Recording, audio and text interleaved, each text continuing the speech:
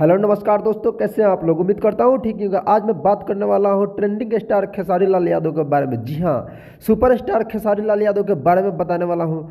आप लोगों के बीच बहुत ही जल्द एक नया गाना आ रहा है और आप लोगों का प्यार दुलार से यह गाना ट्रेंड में आ सकता है। तो आप लोग जैसे प्यार देते हैं खेसारी लाल यादव को, वैसे ही आप लोग जाकर प्यार देगा इस गाने को।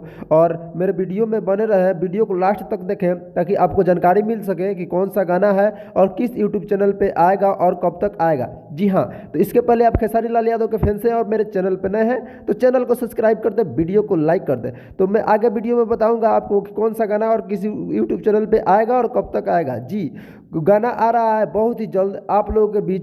गाने का बोल है भोरे भोरे। जी हाँ, कल यानी 22 नवंबर को सुबह में 7 बजे आपको वेब म्यूजिक के ऑफिशियल यूट्यूब चैनल पे देखने को मिलेगा। यह बोल रहा था बोल मूवी से गाना लिया गया है। आप लोग जाएं और इस गाने को प्यार दे दुलार दे। जैसे बोल रहा था बोल मूवी को आप लोग इतना प्यार दिया, उससे भी ज़्यादा इस गाने को प्यार दुलार दें। तो आपको वीडियो कैसी लगी नीचे कमेंट बॉक्स में कमेंट करके ज़रूर बताएं। तो मिलते हैं अगले वीडियो में, तब तक के लिए बाय और अपना ख्याल रखें।